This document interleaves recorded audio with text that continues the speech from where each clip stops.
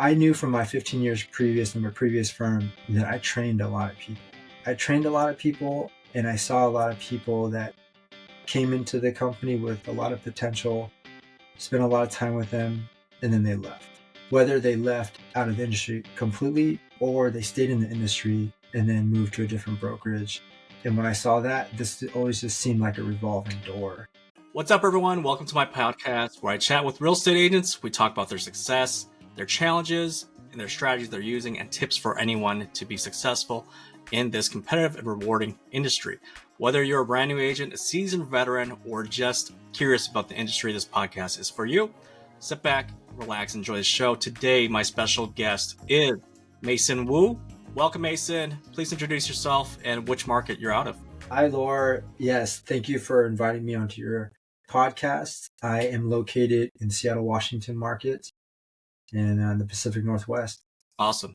So, Mason, tell us a little bit about your background. What did you do before real estate? How many years have you been in real estate? Great question. I started my career in real estate in 2005.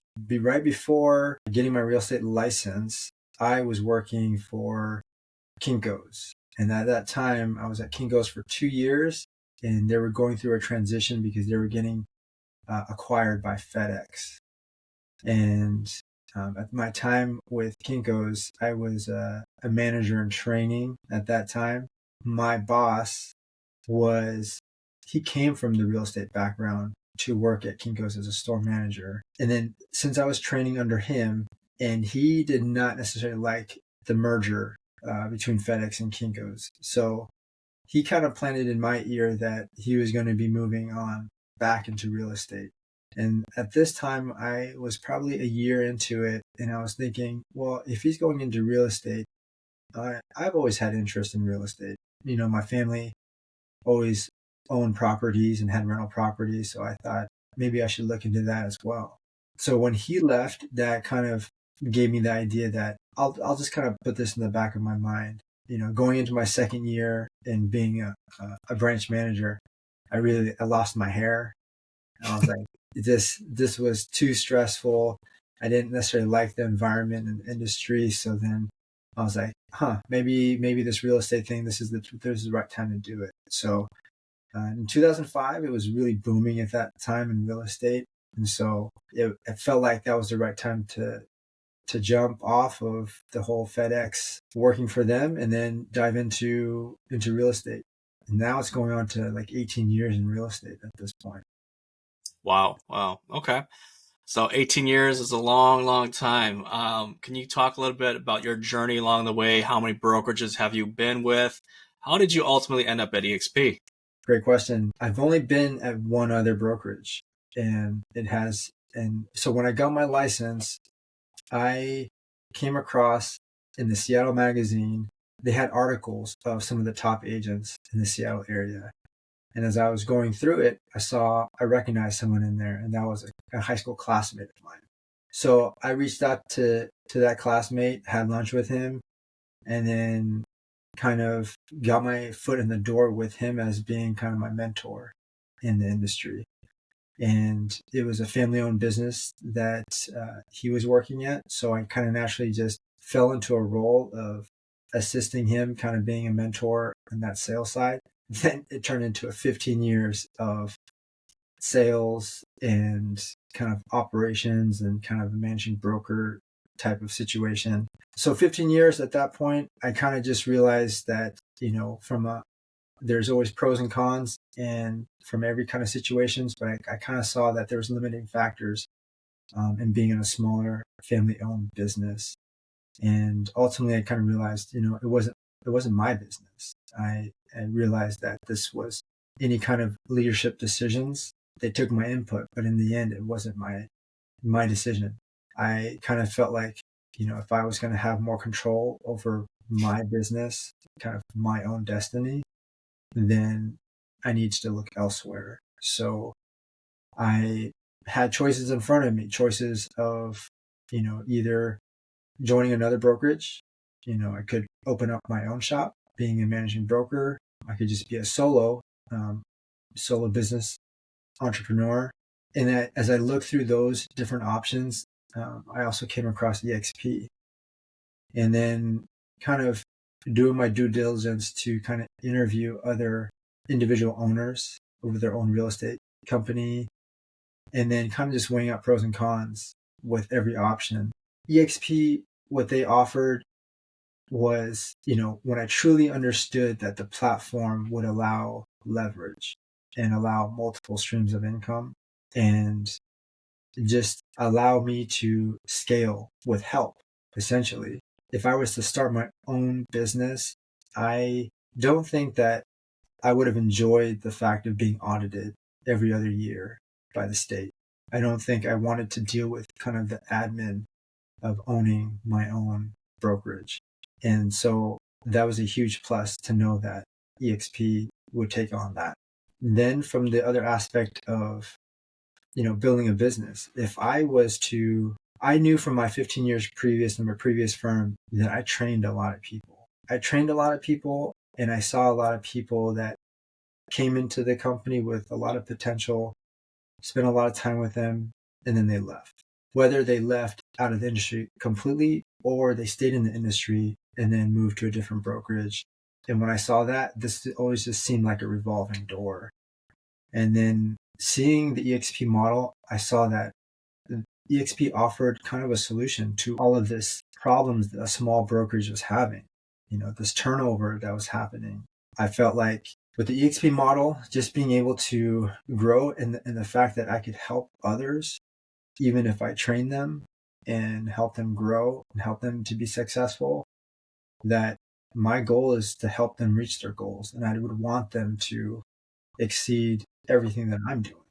And that just seemed like a win-win situation, and that no one was ever captive to, they have limits within their own business. So it just really felt like EXP allowed anyone to build a business of their own. So, and then just having the support of the staff members, whether it's for the state of Washington, we've got 4 managing brokers. So anytime I've ever needed help or a question to get answered, it was so easy just to get into the world and just ask my question. I didn't have to drive in a car to an office. I didn't have to make a phone call. It was easy as just waiting in line and just having my answers right away from the managing brokers. So the support was there. And I knew that if I could utilize those resources, then anybody that I introduced EXP would be able to use the same resources as well and have the same ease. Yeah. So I think from the fact of having leverage of staff members and a good foundation of managing brokers to support, not just myself, but anybody that I introduced, any of the network that I start to build and help others grow, that those resources, it's not just solely on myself. I can at some point try to be insignificant in this whole grand scheme of the business so that I can have more time with my family. Ultimately, that has been a goal of mine.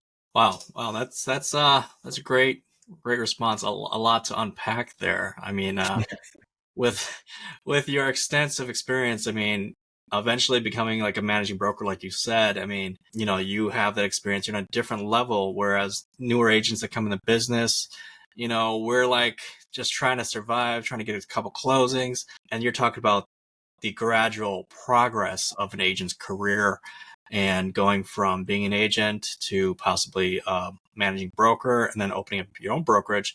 And you mentioned, yourself that, a lot of that, it might not be your cup of tea, right? You don't want to be the managing broker. You don't want that, those responsibilities. You want to just do the real estate side of thing, and you want to help other agents to be successful. And that's really what eXp Realty can do for you as an agent, help you become essentially a brokerage under the eXp banner. So that's really helpful. And then you touched on a really interesting topic for us as agents is the revolving door that you mentioned. A lot of agents come into the business, whether they make it as really good or really bad, they will end up leaving a brokerage at some point if things don't work out, or maybe they've outgrown their current brokerage, right? So maybe they're thinking, oh, I got to go either open my own brokerage, or go join somebody else who can take me to that next level. And the interesting thing about eXp Realty that they're changing how agents work is that, I could partner up with somebody like you, Mason, who is super experienced. You help me become a better agent, high top producer, and you teach me everything you know, but then I can also duplicate what you've done. I can partner with other agents. I can help them to be successful, teach them what you taught me. And we're all still under EXP. We're all still partners and everything's, going great. So, that's really eye-opening for like new agents, right? Because we don't see the entire picture yet until we've had some years in the game like you.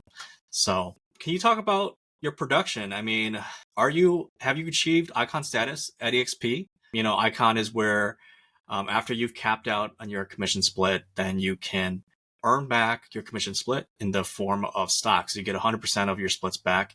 And so what is your journey like for that if you've done it before? Yeah, thanks for asking that question. As I reflect on my 2.5 years with EXP, I knew that when I came aboard, my goal was to try to reach that icon status, reach that award. I knew that if I could do that, then the stress I had of moving brokerage, because there was a lot of doubt, making that move. The previous brokerage kind of had doubts of myself being able to succeed on my own. And I had doubts of myself of trying to succeed, but I knew that if I reached the icon status and reached the award, that I could do this. I can make this, on my own. So within the first 3 months, I was able to cap, and then it took me until probably the 11th and a half month into EXP before I closed that 20th transaction to reach icon. And so I've been able to reach icon 2 years in a row. That was kind of a huge kind of accomplishment that I've seen. And that's only built up my confidence to know that, I can make this happen. And I set up an award for myself that if I did reach icon that first year, that I would get a new car. Because if anybody saw the car that I was driving, I was the one that was driving to a listing appointment and parking about 2 blocks away, and then walking to the appointment, and the seller asking, "Where's your car?" Oh, I just parked it. I just don't want to block the driveway. So That, what were you driving? What was it? I was driving a 2004 Honda Element, Okay. and it had dents in it. It got keyed. It was old enough to vote, is how my friends put it. Wow. And so I put that kind of reward for myself. I reached icon that I would get a Tesla. So And I saw that. I saw you post that up on Facebook. So yeah, congratulations on reaching icon twice and the new car. thank you. So I think I might have to set that goal for myself as well. I need a new car too. So one thing you mentioned, one of the drawbacks that a lot of agents might have or hesitation with joining XP Realty is like, oh, it's a cloud brokerage. Everything's virtual. And you mentioned that, the place you came from sounded like it was in person, right? Everybody's in person. Yeah. What do you have to kind of like share with the people who are concerned about, working virtual? Great question there too. As I reflect on that difference of working in office and then working, from my own home office and just virtually, is that I try to be as efficient as possible. And whether if I'm driving in a car, working out, I'm trying to learn something new, try to build some new skill. And so if I don't have to spend time in a car, then I can get more work done, I feel like, myself, just not having the commute time. So I feel like with the XP platform, it's allowed me to save time, be more efficient, and without having to travel, and the fact that we have the virtual world that we can use, then I've found it much easier than going into the office, waiting to talk with an accountant or the controller or designated brokers, anybody, because there's no different from just being at my own home office, to be able to ask the same questions I would in person. So I found that the efficiency has definitely gone way up for myself in with this virtual world and virtual platform now. Yeah, definitely. I mean, I can attest to you. I've seen Mason on virtual calls, and he's like got the virtual screen on in the back, and he's like running on the treadmill. I'm like, oh dang, I've been trying to do multiple things, and that's it's always, multitasking there. um, yeah, it's another huge thing is I've mentioned, family's been important for me. So I make it a priority to take my son to school and, took him to school, and then I can have this meeting with you. And so I'm used to that, and then trying to make things efficient as possible. So my deadline is to pick him up at 4 o'clock. And so if I can do as much work as I can, I'm walking distance to my son's school. So then I can just hop out of my chair, not drive in a car, and just walk to school to pick them up. So that's been huge for me to consider the amount of time I've been able to save without having to go into an office. Yeah, definitely. Good points. Good points. So I want to go back to one of the things we talked about earlier about you going your journey as an agent, and now we talked about what that next level is, and you've been in the industry for quite a lot of time. So what does your business look like now? Are you participating in the revenue share program where you're partnering with other agents? How many partner agents do you have right now, and how has that extra multiple stream of income impacted your life? Great, great question there. It's been kind of a roller coaster in the 2.5 years with EXP on specifically the revenue share side of things. I've learned that because the market shifts, things change for people. And in the beginning, my sister's also in the business. I didn't mention that. And so my sister lives in San Diego. So together we've been trying to build this together. And through our contacts, we've been able to bring on about 10 agents in the very beginning. And those 10 agents, with the market shift 2 years ago, things have changed and they're no longer with us. And so it's at the point where I'm kind of in a rebuild. And currently I've got 5 agents that have kind of partnered with me to kind of learn about real estate, grow the business. So at this point, I've got 5 agents with me. And it's been great because it gives a different outlook of what the future will hold. I see it as the long game. It's a marathon. I started this business from that time and it was tough just realizing, okay, what is this going to look like? I had no idea that 18 years later that I would be in the position I'm in right now. But then acquiring the knowledge and experience over time, it makes sense that I'm only meeting more and more agents, and I feel like I have a lot of experience that I could share and help others grow. And so it has just naturally led to good partnerships then with other agents. Awesome. So yeah, just to touch on that real quick. I mean, you've been in the business since 2005. You've gone through multiple cycles. So you've seen them and you've ridden through them. You survived. Any tips that you might have for agents who might just be starting now or have not even seen one cycle, or maybe they just seen the recent rise in interest rates? Any tips for them on what to do going forward? Yeah, great question. I was in a mastermind earlier this week that we were talking about how some agents were denying open houses. And open houses at this point seem to have a revival of as a good lead generation. And it really just comes down to hustling, right? Your work ethic. If you have a good work ethic and you're ready to hustle, then that just means making good use of your time. That's either you've got to be talking to people. And that's been something that I've had to learn over the years, is that if I can smile and talk to somebody, then it's built up my comfort level to just have a conversation, find out what someone is looking for. What are their goals? How can I help them? Then it's always coming from a mentality of like, how can I help somebody? And I think coming from that perspective will just help your business, because I essentially want to be known as the person that Mason's always very helpful. He's always has good resources. Well, now I've become a point of contact for things that are important to people. And so I think for anyone starting in real estate, it's you just have to build up the experience. You can only get that experience if you go out and try and try and just practice in the end, because the more practice you have, the easier it'll become. And I'm even learning that from you, Laura. Look how comfortable you are in doing this interview with me, right? That's true.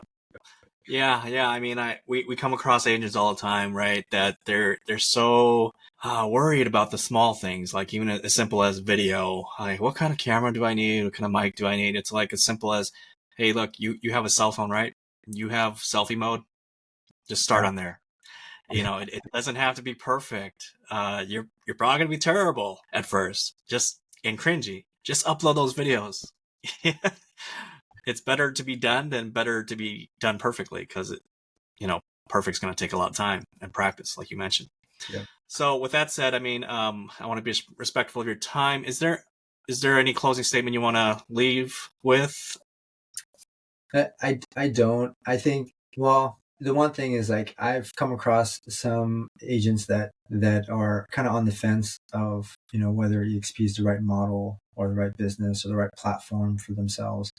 I highly suggest, coming to an event of any type of EXP event. Hopefully it'll be Vegas, or a shareholder summit of EXP, to really understand the culture and the leadership and what really the platform can provide for your own business. I think coming out to a big event is very important.